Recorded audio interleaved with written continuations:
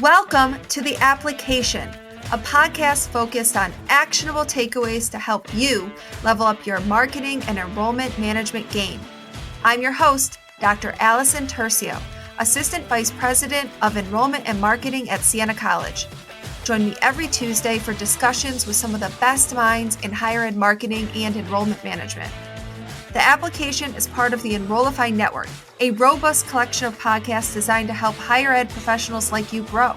Explore our other shows at enrollify.org or check out some of my personal faves linked in the show notes below. Enrollify is made possible by Element 451, the leading AI-powered all-in-one student engagement platform, helping institutions create meaningful, personalized, and engaging interactions with students. Learn more at element451.com.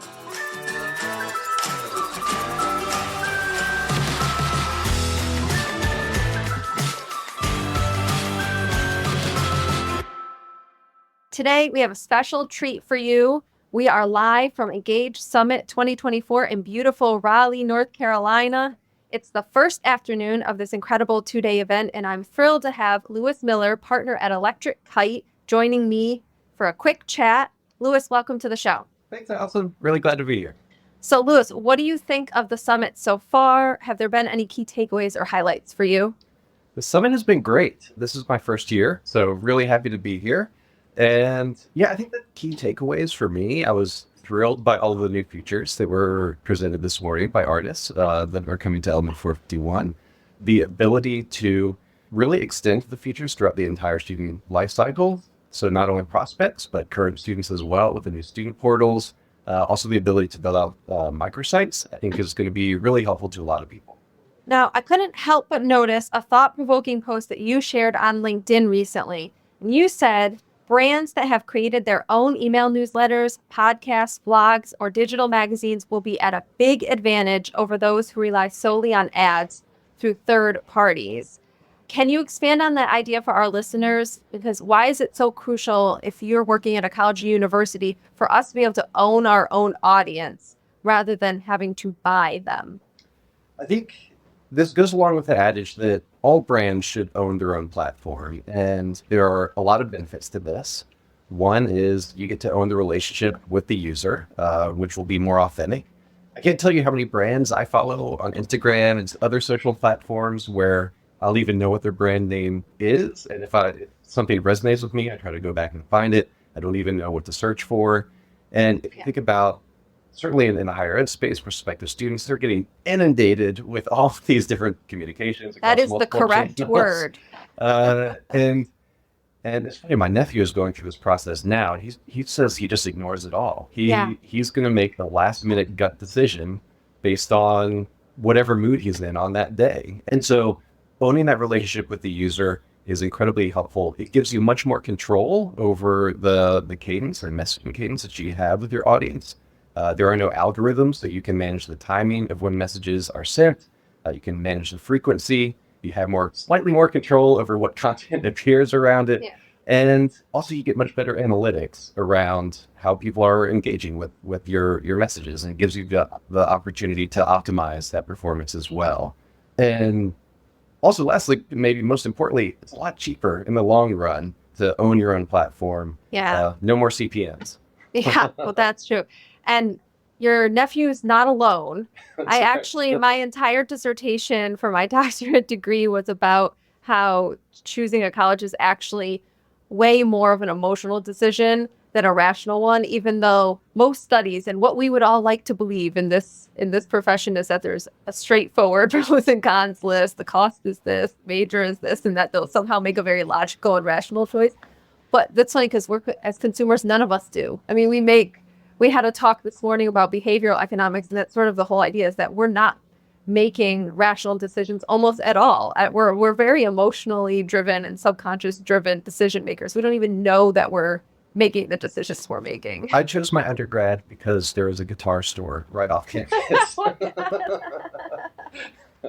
Wow, that beats mine. I just really liked my tour guide at Siena versus another college I had gone to. I just, didn't feel like my people, and then Siena felt like my people. But you hear that a lot about schools, that they did it based on something like that, a connection, a feeling, a relationship.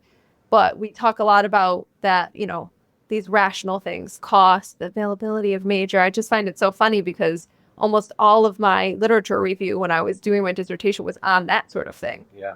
And nothing on the emotional driven decisions that we make.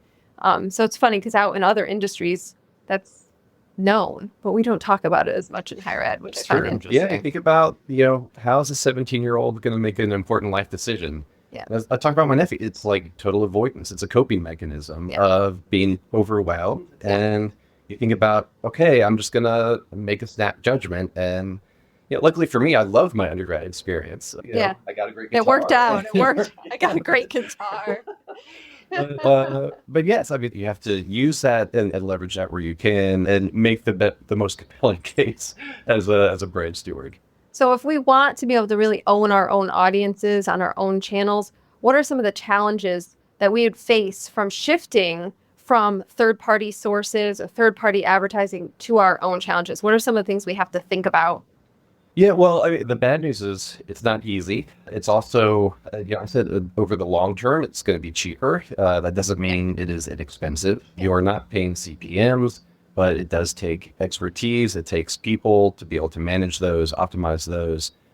You need technical skills, and you need to be able to create constant, compelling content over a long period of time that is optimized for all those different channels as well.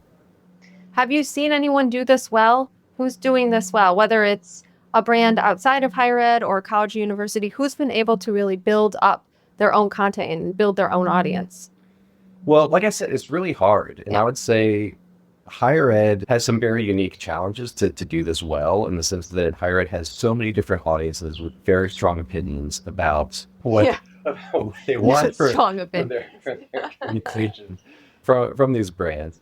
And so I think where you see the leaders of this is probably more on the retail side, certainly to consumer packaged goods. One of the speakers, I think this morning, was saying how their makeup brand does this so much better than most universities.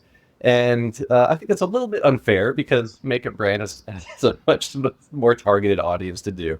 But I think it's very hard to create a unique brand for a higher ed university. But I think there are a lot of lessons to be learned, primarily from the CPG industry and what they're doing there as well. Yeah, and how can we leverage it? The one thing we have, not the only thing that we have going for us, but one of the things we have going for us on college and university campuses is we don't lack for expertise. We don't lack for content. So there must be a way to be able to harness all of that knowledge and all of that content expertise to build these audiences. I know at Siena, we do a lot of stuff around college admissions and financial aid. We do a lot of content marketing to audiences. We go into high schools and we run an application boot camp in the summer. But I often look around and I think, what's my next resource to tap? Because I have these faculty who have this knowledge, which sometimes gets like limited to journal articles, right? Where they're speaking to other people in their expertise area, but they have something to share with the broader world, with the public. And then I often think about that might be a way to help change some of our perception issues that we're having in higher ed too, because if we sort of unlock all of this stuff that's sometimes kept among the academy to the public, might that help people understand really what's happening on colleges and universities and help us enroll more college students? Mm-hmm. Yeah, I agree. And I think actually having these communication channels that are targeted for different segments of audiences can certainly help. One of the recent projects I just completed is with an Ivy League university, but they started a campaign targeting for just people in their city. So it wasn't necessarily targeting prospective students, but it was more just like their neighbors and government. People in the local government, really just trying to, as you're talking about some of the reputational challenges that universities are facing, is really just addressing that. It's like, how can we reinforce the aspect that we are a good neighbor, especially for universities in urban environments, but actually even like, more suburban or rural, they face a lot of the same challenges. But they were talking about how a lot of the scholarship, the research that comes out of this university impacts people on a daily basis, how the facilities that the university has is available to the community, how they provide so many jobs, whether it's directly or indirectly for like their vendors, for restaurants in the area that all of their faculty and staff and students are able to patronize. And it was a different take on the project. Actually started out as like an economic impact report, and it shifted into much more of like a brand and reputational campaign. Yeah, and you can't advertise your way to that kind of reputation building. How do you explain that stuff over in a Facebook ad? It's not going to work. Even in this campaign, it was really difficult to do because you have to double down on what is our brand actually standing for and what is it that we want people to know about us. And because it can't be all things to all people. Yeah. And those were some of the most difficult conversations that we had because you have to make some hard choices. You have to say no to some things because, our goal was to create a small list of these like communication pillars and messaging pillars, and you can't have 20 of them. No. And so I think the client team, they found it really, really impactful because they can now go this when they're talking with neighbors and they're talking with government officials. They have these messaging points that they can speak to, and they have, hard quantitative metrics that they can say, like, this is how we are actually impacting these, as well as the more qualitative stories about like neighbors and how those more of like case study kind of stories impact the community. Community. There's so much more to talk about on this topic, but we'll save that for our full episode with you in the near future. How's that sound? Sounds great. Can't wait. So if you're listening, make sure you subscribe to the application so you don't miss out when Lewis joins me once again. Lewis, thanks so much for taking some time out of the summit today to chat. Thanks, Allison. Enjoy the rest of the summit, and that's a wrap for this special edition of the application, live from Engage Summit 2024. Thanks for tuning in, and we'll see you next time.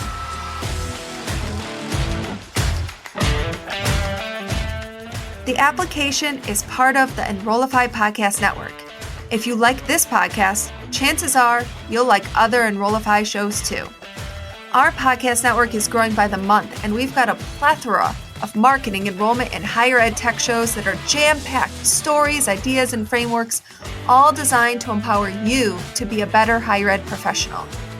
Our shows help higher ed marketers and admissions professionals find their next big idea, and they feature a selection of the industry's best as your hosts. Learn from Jamie Hunt, Seth Odell, Day Kibbolds, Jeremy Tiers, and so many other of your favorite higher ed leaders. Enrollify is made possible by Element 451, the leading AI-powered all-in-one student engagement platform, helping institutions create meaningful, personalized, and engaging interactions with students. Learn more at element451.com.